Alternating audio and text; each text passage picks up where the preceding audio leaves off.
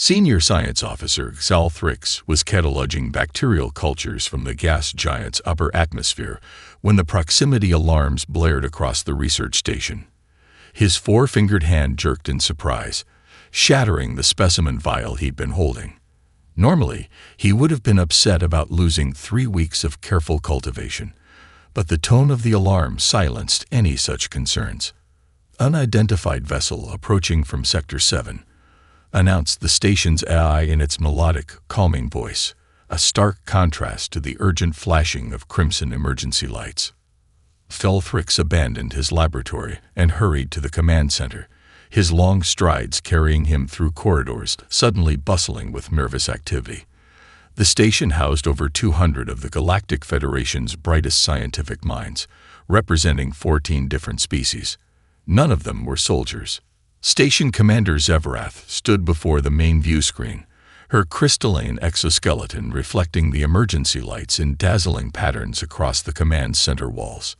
Her posture, normally fluid and graceful, had gone rigid. "What do we know?" Xal Thrix asked, taking his position at the science console. "Very little," Zevrath replied, her voice resonating through specialized vocal chambers. "The vessel appeared at the edge of our detection range 20 minutes ago. It's approaching at velocities our engines cannot match." Xal Thrix studied the readings flooding his console. Power signatures unlike anything in our database. Hull composition. Unusual. Highly efficient thermal management. And those are definitely weapon emplacements, though I cannot identify the technology. The unidentified ship grew larger on the view screen, sleek, utilitarian, with none of the aesthetic flourishes common to Federation vessels. Its hull bore markings in an unfamiliar script, alongside an emblem depicting a blue sphere with white geometric patterns.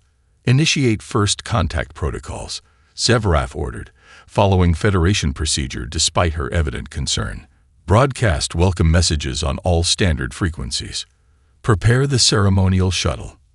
"Commander," Xal Thrix protested, "the vessel is clearly designed for combat. Perhaps we should request military support before. The Federation has maintained peace for 12 generations because we lead with diplomacy, not suspicion," Zevrath interrupted. "Our directive is clear." The ornate diplomatic shuttle launched 30 minutes later, its hull decorated with the symbols of all member species, a flying testament to the Federation's diversity and peaceful intentions. Aboard were 3 diplomats specializing in first contact scenarios, carrying universal translation devices and cultural exchange materials. The shuttle approached cautiously, broadcasting greeting messages.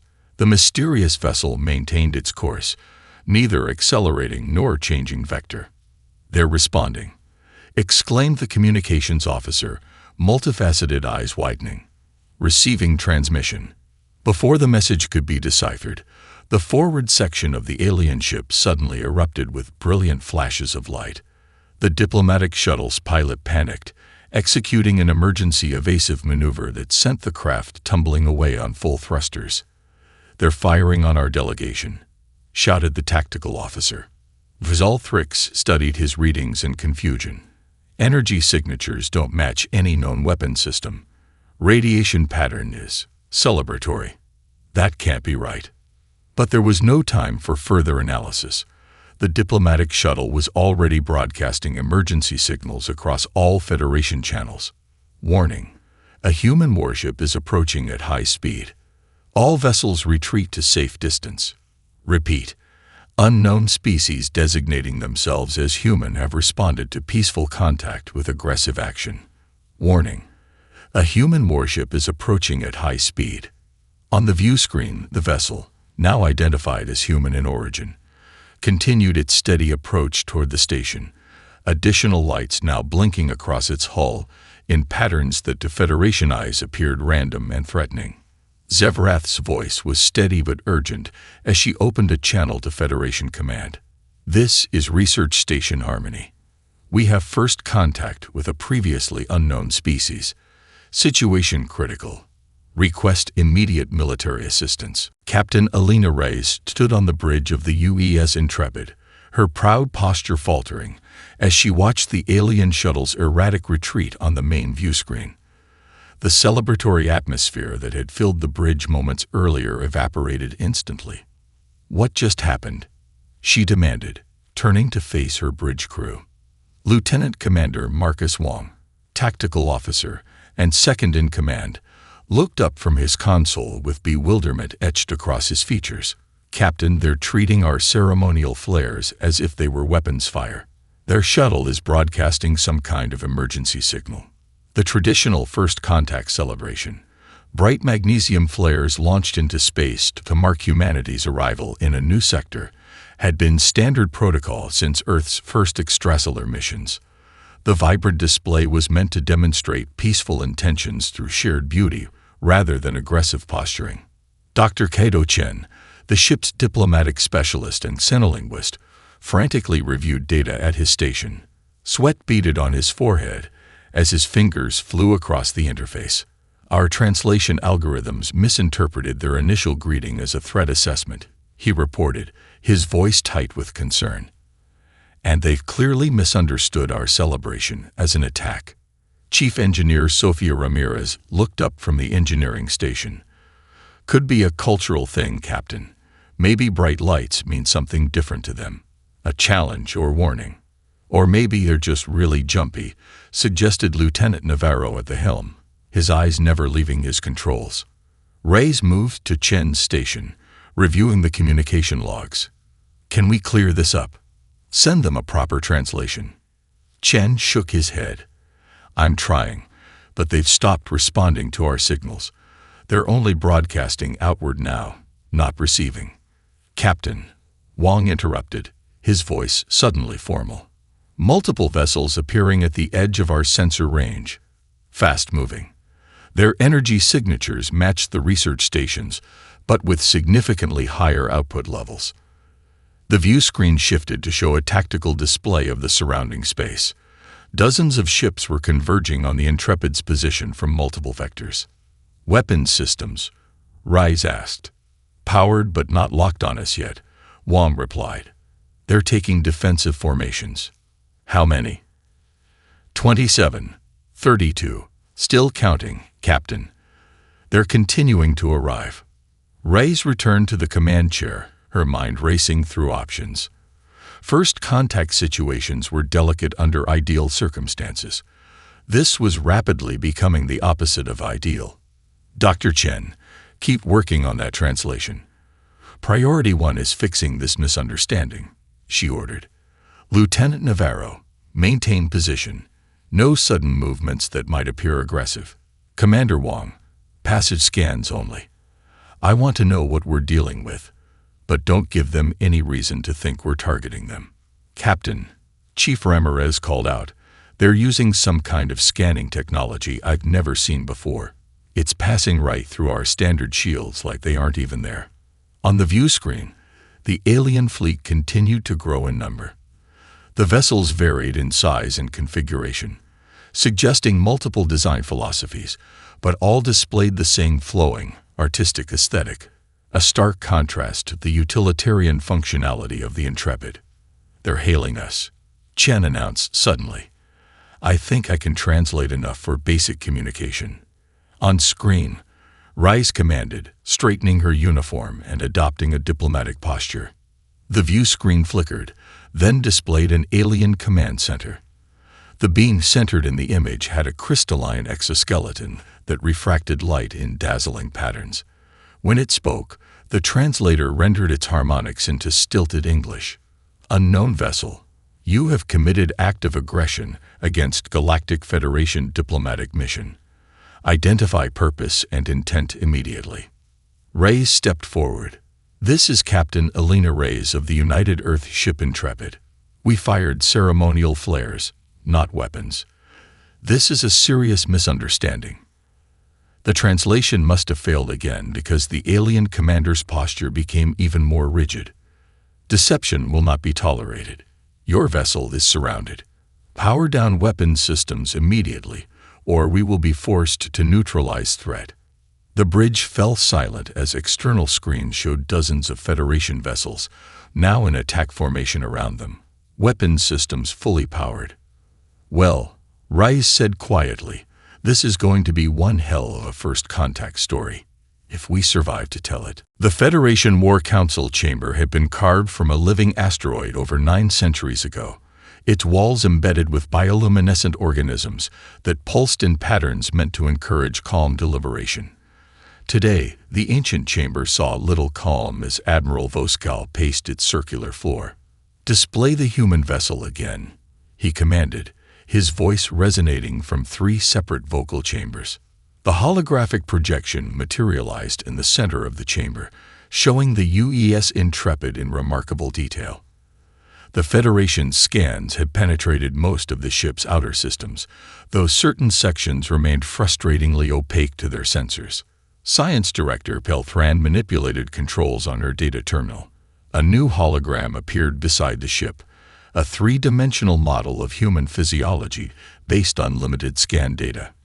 "Their biology should make them easy prey," she noted, highlighting various systems with precise gestures. "No redundant organs, fragile bone structure, slow regeneration rate compared to most spacefaring species. Their muscle density is impressive, but nothing our security forces couldn't handle in physical confrontation. Yet they show no fear," observed Council Elder Tholak. "Their ship remains in position despite being surrounded by our fleet." Intelligence Officer Zixmore cleared his throat, a gesture that sent ripples through his aqueous outer membrane. "There is something unusual about their vessel that defies conventional analysis.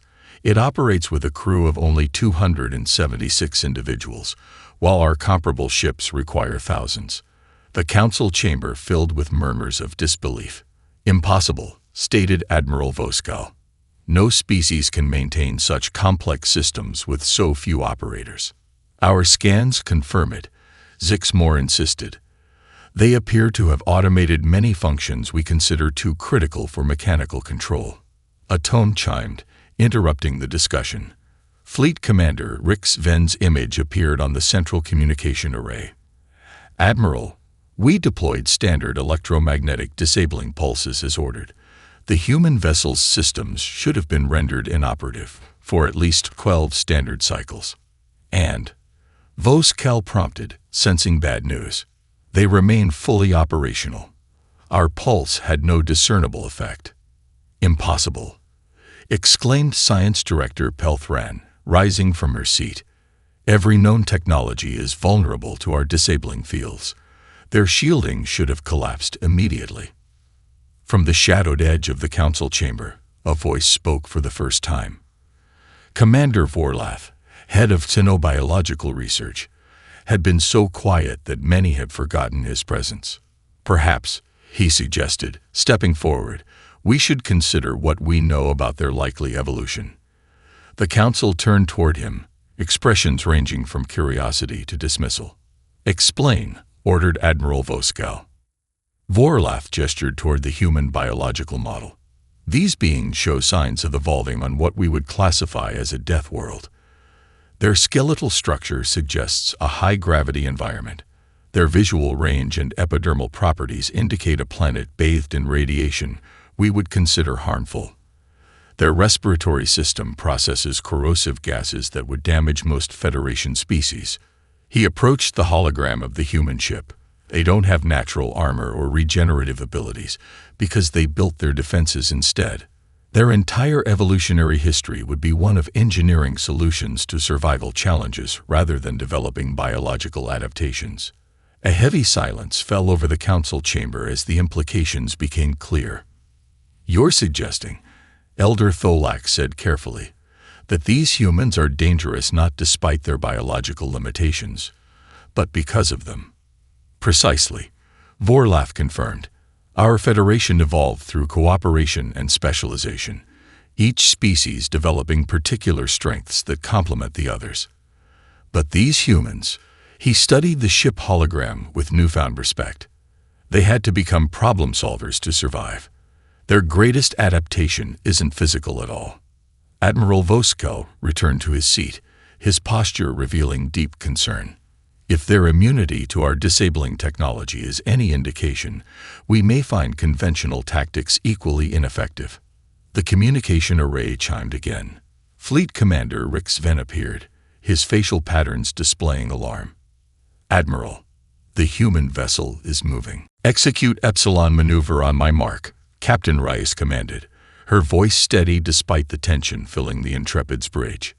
17 Federation vessels had formed a containment pattern around them, their weapons systems powered and ready.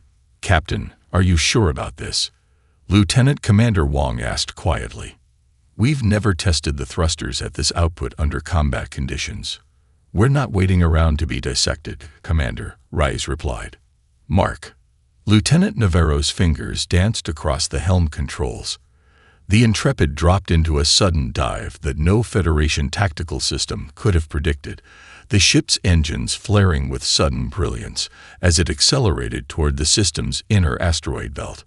Aboard the Federation flagship, Fleet Admiral Zex Morin watched in astonishment as the human vessel executed a maneuver that Federation simulators classified as suicidal.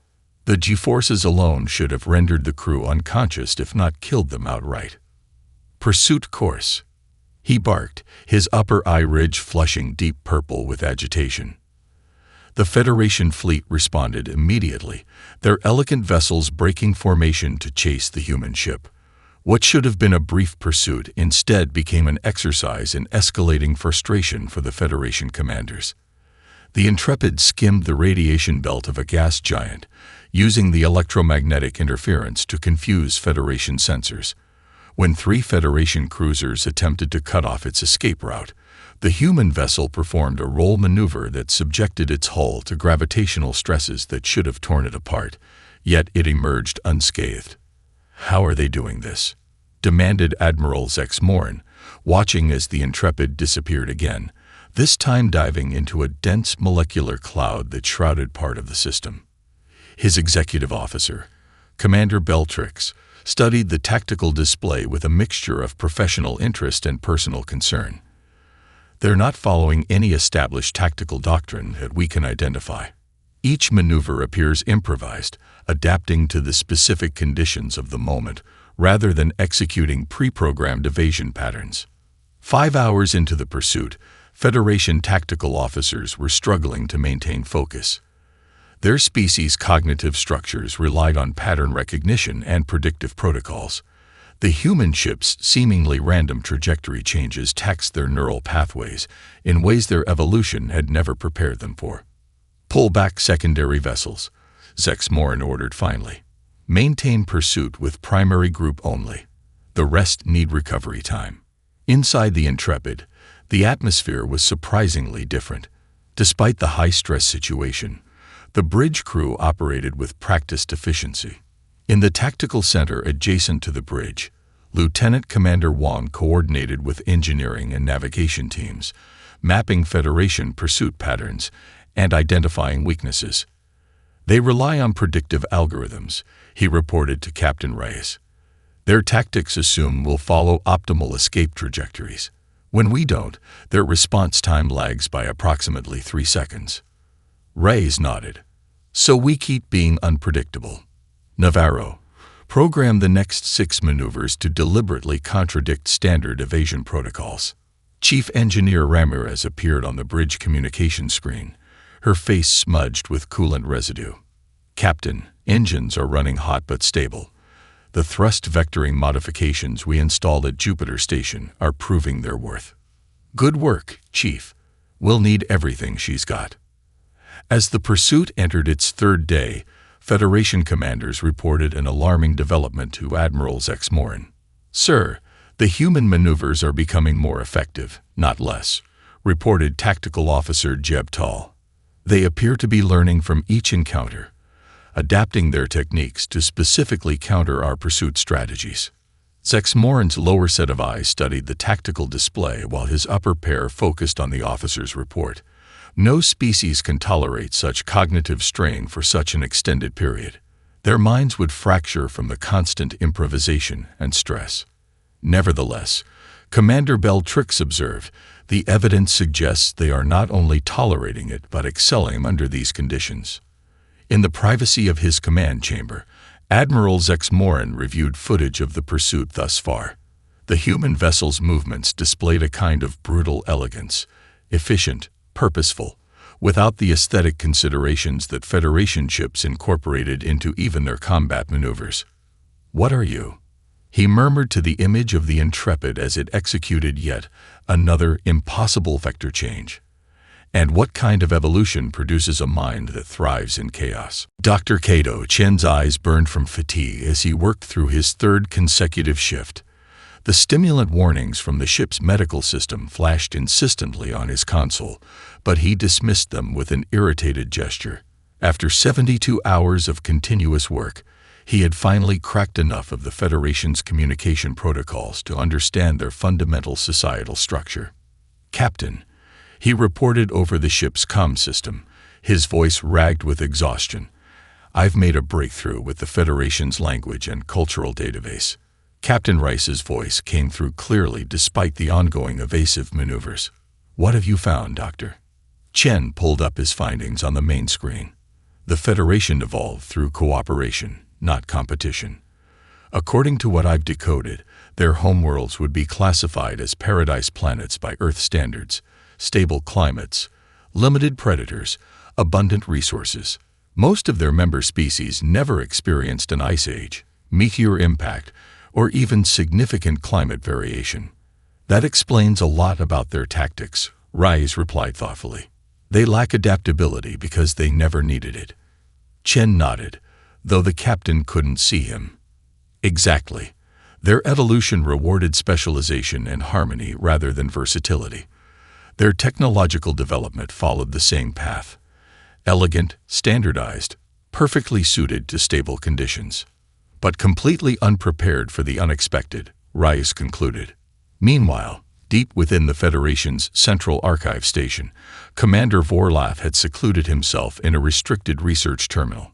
His security clearance as head of Sinobiological Research granted him access to the Federation's most classified databases, including preliminary assessments of uncontacted worlds. What he found confirmed his suspicions about the humans' homeworld. The Federation's long-range surveys had categorized it years ago. Earth classification: extreme death world.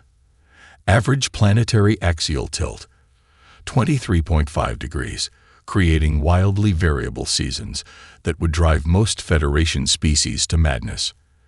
Atmospheric composition: corrosive oxygen mix that would destroy the respiratory systems of 11 Federation member species. Wildlife: over 8.7 million species, an estimated 8% classified as direct threats to sentient life. Most telling was the geological record. The planet had experienced multiple extinction-level events, each wiping out the majority of life forms. Yet somehow, life had persisted, adapted, and diversified after each catastrophe. "They're not just survivors," Vorlath murmured to himself. "They're the descendants of survivors, bred through countless generations of crisis and adaptation." His research was interrupted by an emergency notification. Fleet tracking had detected the human vessel making a navigational jump through a stellar radiation field that would kill most Federation species instantly. Vorlath closed his eyes briefly. "They're not reckless," he said to the empty room. "They're accustomed to turning lethal environments to their advantage." Aboard the Intrepid, Lieutenant Commander Wong was briefing Captain Rice on their next evasive strategy. "We've identified a Class 9 nebula in Sector 4, he explained, highlighting the region on the tactical display. "High ionization levels would normally make it hazardous for navigation, but Chief Ramirez believes we can modify our shields to use the ionization to our advantage." Rice studied the display. "The Federation ships have been avoiding that entire sector. They must consider it too dangerous to traverse." "Exactly," Wong confirmed with a slight smile. "Which makes it perfect for us." In the engineering section, Chief Ramirez and her team worked feverishly to reconfigure the shield harmonics. The Intrepid had been designed with adaptability as its core principle, a philosophy born from humanity's long history of overcoming hostile environments through technological innovation rather than biological evolution. Divert power from Deck 12 through 16, Ramirez ordered. We need every microjoule for the shield modifications. One of her junior engineers looked concerned. That includes life support for those sections, Chief. They've already been evacuated, Ramirez replied. Captain's orders. We're going all in on this maneuver. As the Intrepid altered course toward the nebula, Admiral Zex Morin received the tracking update with disbelief. They're heading directly into the Crimson Veil, he asked, using the Federation name for the dangerous nebula. It's a suicide run. Nothing survives those radiation levels. Commander Beltrix studied the readings carefully. Sir, I believe this may be deliberate. Each time we've predicted their destruction, they've turned the hazard to their advantage. The Admiral's expression darkened. Then we must prepare for the unexpected. Again, on the Intrepid's bridge, Captain Rice watched the swirling crimson gases of the nebula growing larger on the view screen. All hands, secure for nebula insertion, she announced shipwide. This is going to get interesting. The Federation deployed its ultimate tactical response, a containment formation surrounding the Crimson Veil Nebula. 112 vessels arranged themselves in a precise three-dimensional lattice, creating an impenetrable sensor net. We have them, Fleet Admiral Zex Morin announced with professional satisfaction from the bridge of his flagship. The nebula has only 17 possible exit vectors, all covered by multiple vessels. Their ship cannot survive extended exposure to the radiation within, so they must emerge eventually. The massive view screen displayed the swirling crimson and purple gases of the nebula, occasionally illuminated by energy discharges powerful enough to disable most vessels' navigation systems. No Federation captain would willingly enter such a hazard. It violated every principle of their methodical, safety-oriented approach to space travel. Inside the nebula, the Intrepid's hull resonated with the impact of ionized particles. Emergency lighting bathed the corridors in red, matching the crimson glow visible through the few external viewports. Captain Rice had gathered her senior officers in the tactical center adjacent to the bridge. Status report, she said simply, looking at each officer in turn. Chief Engineer Ramirez spoke first. The nebula's ionization is actually helping us overcharge our propulsion systems. We're running at 126% of rated capacity without risk of burnout. The radiation would normally fry our sensor arrays, but the modifications we made to the forward shields are holding. Navigation, Rice asked. Lieutenant Navarro gestured to the holographic display showing their position.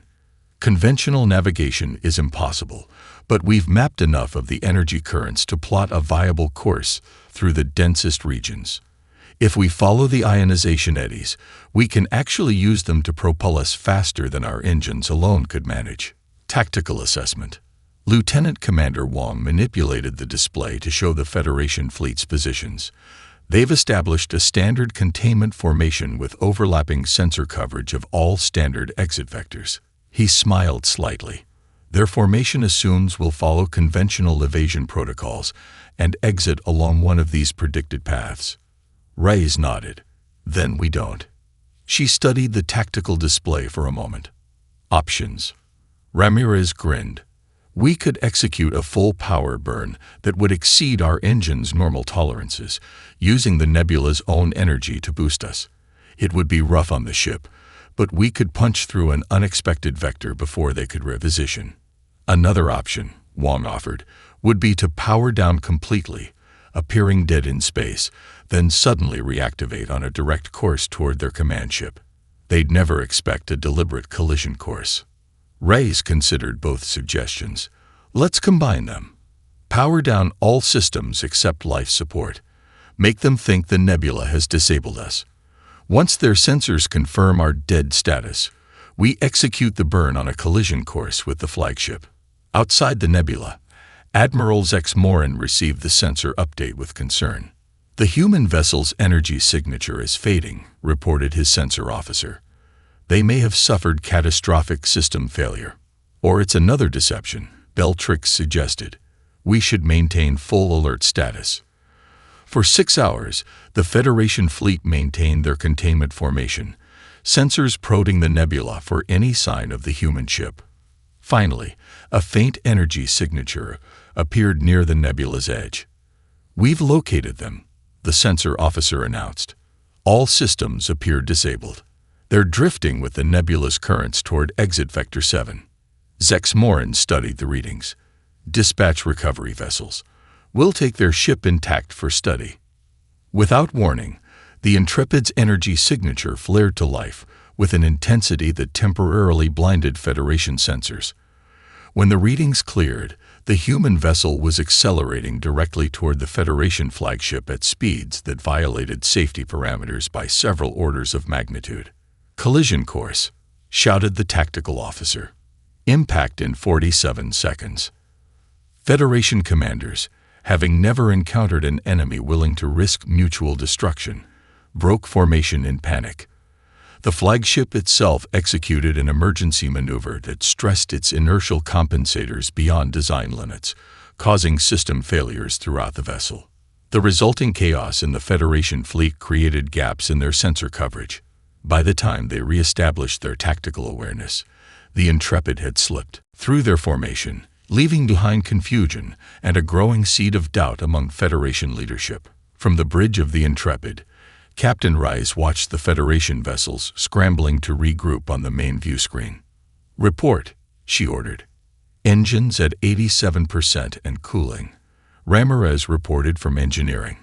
"That burn pushed our systems to the edge, but everything held.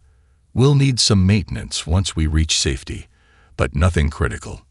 "We've cleared their sensor net," Wong confirmed. "Current position puts us 6 light minutes from their formation, accelerating away from the nebula." Reyes allowed herself a small smile. "Well done, everyone. But this isn't over. We need to establish communication before they recover enough to resume pursuit. Dr. Chen, what's your status on the translation protocols?" Dr. Kato Chen's fingers moved with renewed purpose across his console. After days of work, the final pieces of the Federation's communication protocols had fallen into place. "Captain, I've got it," he announced, his exhaustion momentarily forgotten. "I can broadcast a message they'll understand correctly." Captain Reyes joined him at the communication station. "How confident are you in the translation?" 93%, Chen replied. "Their language structure is remarkably consistent once you understand the underlying cultural context. They prioritize harmony and consensus, so their communication reflects that, multiple redundancies to prevent misunderstanding." Reyes nodded. "Prepare a broadcast on all Federation frequencies. Keep it simple, direct, and non-threatening." Minutes later, Captain Reyes stood before the communication array, her uniform freshly adjusted despite the days of tension. The camera focused on her face as she began speaking. "This is Captain Alina Reyes of the United Earth ship Intrepid. We come in peace." She paused, allowing the translation to catch up. "The flashes your delegation witnessed were ceremonial flares, a human tradition celebrating peaceful first contact. What you interpreted as weapons fire was a cultural misunderstanding." She continued, her voice measured and calm. "Our evasive actions were defensive, not aggressive. We request dialogue, not conflict. To demonstrate our peaceful intentions, we are holding position and powering down all systems except life support and communications." The message transmitted across all Federation frequencies, reaching every vessel in the pursuit fleet and relaying back to Federation command. The Federation's War Council erupted into heated debate as soon as the message played in the ancient chamber. Grand Admiral Tervash, who had joined the pursuit after the Nebula incident, pounded the ancient stone table.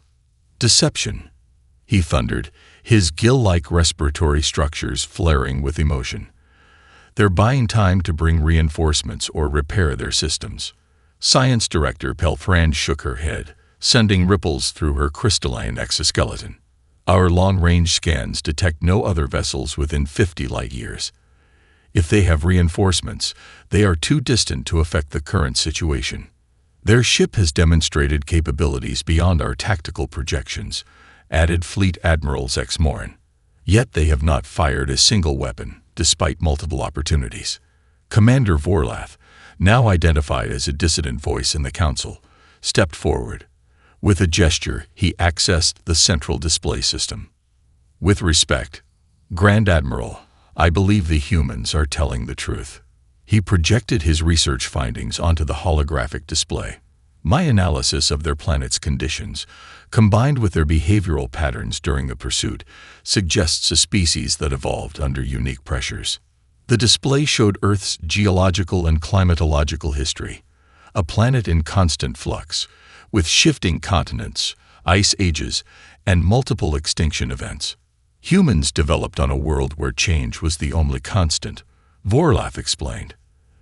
They evolved problem-solving intelligence rather than specialized physical adaptations. Their unpredictability is not aggression, it's adaptation. He faced the Council directly. During our pursuit, they could have destroyed at least 4 of our vessels at key moments. Instead, they disabled weapon systems without causing casualties. Their actions show restraint, not hostility. Elder Tholak, who had remained silent throughout the debate, finally spoke. Commander Vorlath's assessment aligns with my observations. The humans demonstrate a pattern consistent with a defensive, not offensive, posture. Grand Admiral Turvosh was unconvinced. They violated our territory, ignored standard approach protocols, and have technology we cannot counter. They represent an unacceptable security risk. Perhaps, suggested Vorlath, it is precisely because their evolution was so different from ours that we should speak with them. The Federation has encountered 27 spacefaring species in its history, all evolved under conditions similar to our own worlds. These humans represent something entirely new. After hours of tense deliberation, the Federation Council reached a compromise. They would agree to a conditional meeting, though most vessels would maintain battle readiness during the exchange. Aboard the Intrepid, the bridge crew waited in tense silence. They had been holding position for over 9 hours with minimal power, vulnerable if the Federation decided to attack. Incoming transmission, announced the communications officer suddenly. The main view screen activated, showing a Federation command center. A being with a crystalline exoskeleton, similar to Commander Zevrath from the research station, but with more elaborate patterns, appeared. Captain Alina Reyes of Earth Vessel. The translator rendered in slightly stilted English. Federation Council has agreed to diplomatic exchange. You will proceed to neutral meeting coordinates under escort. Any deviation from designated course will be considered hostile action. Captain Reyes straightened in her chair. We accept your terms and appreciate this opportunity to correct the misunderstanding between our peoples. As the transmission ended, a collective sigh of relief passed through the bridge crew. Well, Reyes said with a slight smile, it's a start. The neutral meeting station, a massive construct at the system's edge, loomed before the Intrepid as its escort of Federation vessels maintained precise formation around the human ship. The station's architecture reflected the Federation's aesthetic sensibilities, flowing lines and seemingly impossible curves that somehow maintained structural integrity. Captain Rice adjusted her dress uniform one final time before addressing her diplomatic team. Dr. Chen stood beside her, along with Lieutenant Commander Wang, and 2 junior officers selected for their scientific expertise. Remember, Rice instructed, this is still first contact, just delayed. Our priority is establishing peaceful relations and clearing up the misunderstanding. Dr. Chen, you'll take the lead on translation issues. The airlock cycled open, revealing a vast chamber designed for diplomatic receptions. 12 different Federation species awaited them, arranged in what Dr. Chen whispered was a hierarchy of seniority rather than threat posture. Their body language indicates both fear and fascination. He murmured to Reyes as they entered. The ones with crystalline structures are more nervous than the aquatic species. Grand Admiral Turvosh stepped forward, his imposing physiology making him tower over the human delegation. Captain Elena Reyes, we welcome you to Federation Diplomatic Exchange Station. The formal proceedings began with introductions of each species representative, followed by technical explanations of the misunderstanding that had triggered the conflict. Dr. Chen's cultural insights proved invaluable as he explained human celebration traditions and how they differed from Federation protocols. When it came time for Captain Reyes to address the Federation representatives, she stepped forward with confidence. Distinguished representatives of the Galactic Federation, thank you for this opportunity to establish proper relations between our peoples. The Federation representatives listened in stunned silence as Reyes explained Earth's history, how competition drove innovation, how conflict ultimately taught humans the value of cooperation, and how their warships primarily explored and protected rather than conquered. Unlike your worlds, she continued, Earth experienced multiple extinction events and constant environmental change. Humans never had the luxury of specialization. We had to become adaptable to survive. Where your evolution rewarded harmony and stability, ours rewarded problem-solving and innovation. Science Director Kelthran leaned forward with evident interest. Your species evolved intelligence as your primary adaptation, rather than physical specialization. Exactly, Reyes confirmed. We built our tools to adapt to our environment, rather than evolving specialized biological features. Grand Admiral Ter Vosh observed stiffly. Your single vessel outmaneuvered our entire fleet. Captain Reyes nodded acknowledgement. Not because our technology is superior. Many of your systems are more advanced than ours. We succeeded because humans excel at improvisation. When our technology fails, we adapt. The hours-long exchange continued, covering everything from technological compatibility to cultural exchange protocols. By the meeting's conclusion, a tentative framework for continued diplomatic relations had been established, including provisions for human vessels to transit Federation space under specific conditions. As the formal meeting concluded and the delegations prepared to depart, Commander Vor-Lath approached Captain Reyes privately. Captain, may I speak with you directly? He asked, his translator rendering his harmonics into crisp English. Reyes nodded, stepping aside with the Federation officer. We've detected unusual energy signatures beyond our borders, Vor-Lath said quietly. Possibly hostile. Our preliminary analysis suggests technology unlike anything in our database. Why tell me this? Reyes asked. Vor-Lath's posture shifted in what Dr. Chen had identified as a gesture of sincerity. Our species evolved for harmony, not conflict. We build perfect defenses against known threats but struggle with the unknown. He hesitated before continuing. The Federation needs human perspective. Are you suggesting an alliance? Reyes asked, surprised. I am suggesting a mutually beneficial arrangement, Vor-Lath replied carefully. Your adaptability complements our stability. Together, we might face challenges that would overwhelm either of us alone. Captain Reyes considered the implications. I'll need to consult with my government, but speaking personally, I believe Earth would welcome such cooperation. As the Intrepid prepared to depart the station, now with Federation clearance to travel to the system's edge and transmit a report to Earth, the crew noticed a significant change in the Federation vessel's behavior. Rather than the suspicion and hostility of days prior, the ships maintained a respectful distance. Lieutenant Navarro at the helm noticed a new notification on his console. Captain, the Federation has issued new protocols regarding human vessels. They've been transmitted to all ships in this sector. Reyes read the message and smiled.